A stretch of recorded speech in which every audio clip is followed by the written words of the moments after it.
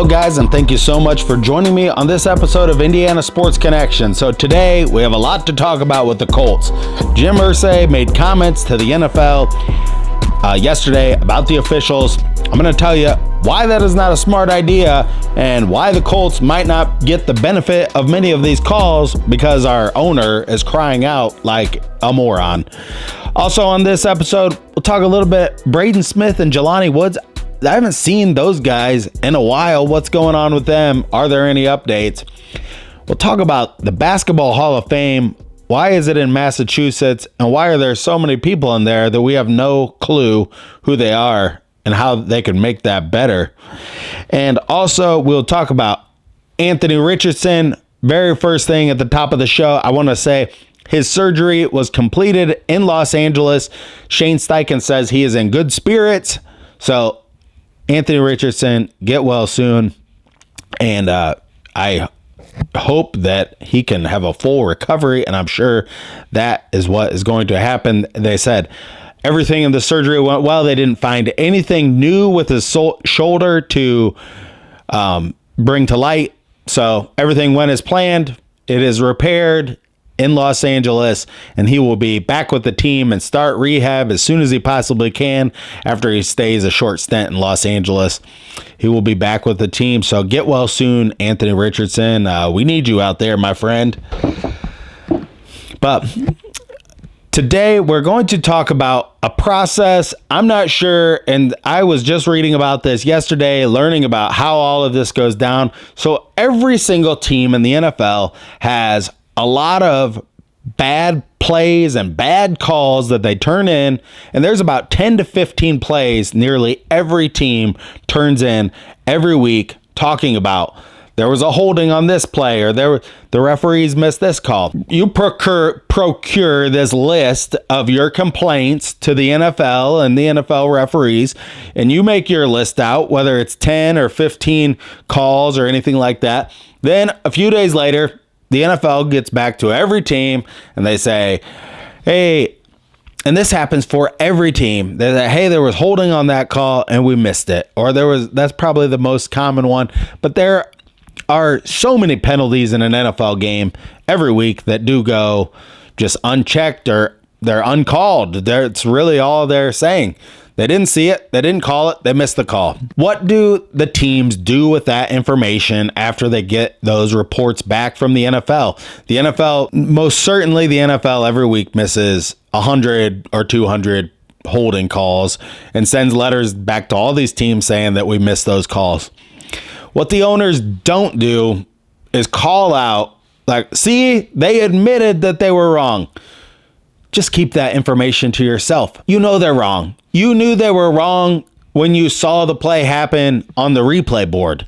There's no reason to call out any further the NFL referees. But Jim Irsay did. So Jim Irsay then puts out this kind of blanket statement that, all calls should be reviewed in the last 2 minutes.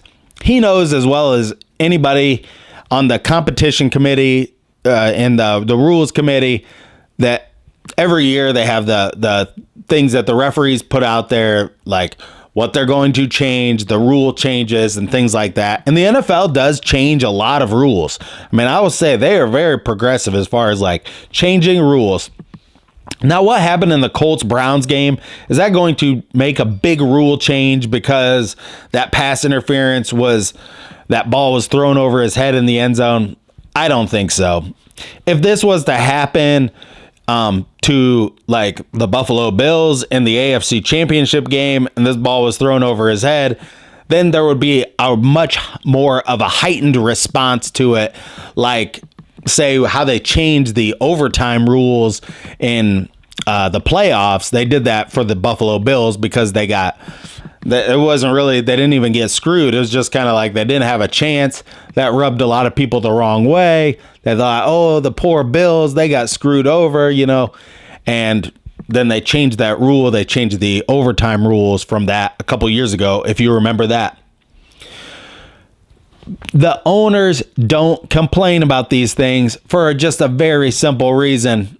The referees are going to see this, and there's much a knowing that the referees have it in for you going the rest of the way. That's the SOB Jim Irsay that called us out to the national media, saying that the referees obviously don't want more replay in the game.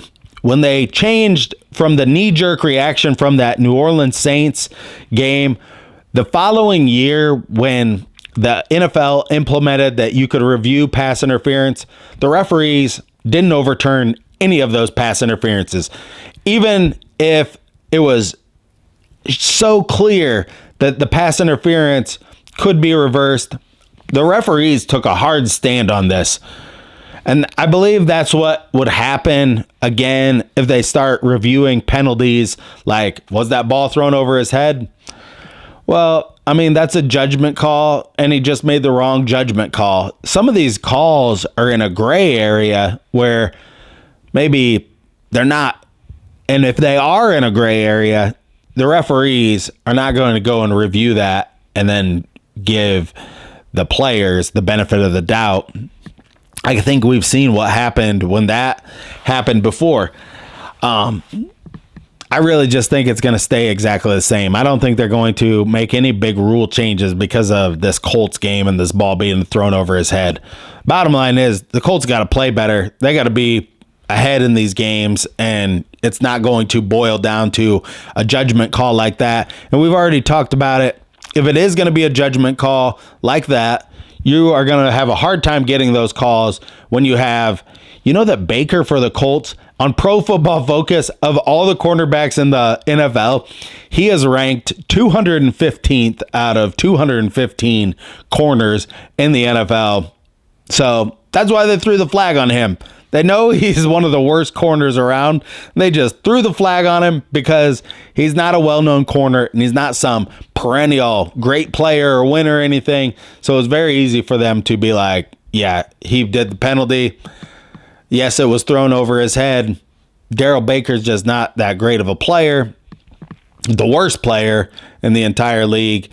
And what makes him look even worse, Darrell Baker, he's graded on the penalties that are thrown on him as a player.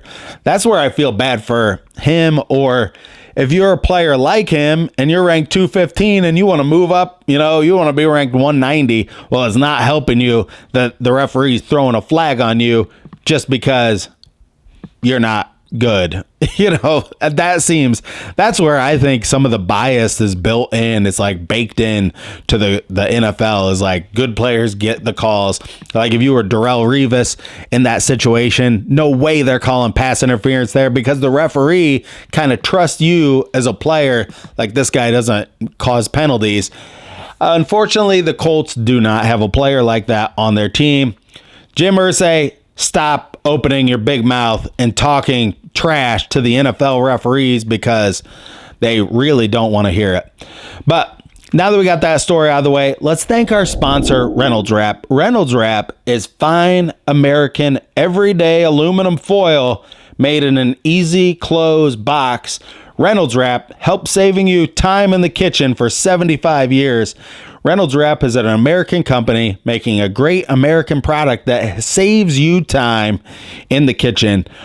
When choosing aluminum foil, choose Reynolds Wrap and save time on that cleanup on game day this Sunday. Get back to the game faster during halftime by using Reynolds Wrap to cover your pans, cover your grill, use it for storage. Reynolds Wrap, wrap it up, throw it away, get back to the game faster watching your Colts this Sunday. All right, so one other thing that people have been bringing up is that Braden Smith and Jelani Woods is out. Kent Sterling has said that he's in the locker room practically every day. He said Jelani Woods is in the locker room nearly every day with the team. So is Braden Smith. Braden Smith's not on IR. He's got like a hand injury and some kind of a hip injury. He did not participate. We're going to see tomorrow. I will do a show where I talk more in depth about the injury report because we get a more finalized injury report on a Friday afternoon.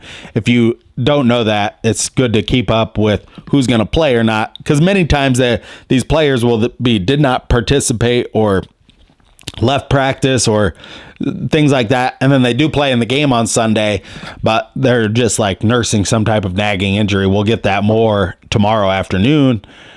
So I'll do a more in-depth about these guys tomorrow afternoon. But Jelani Woods, I would love to see this guy get out on the field. He's 6'7", tight end, drafted in the second round, I believe, second or third round.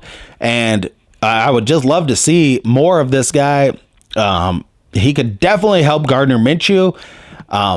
And also, Kylan Granson is in concussion protocol. So another reason why we'd like to see Jelani Woods.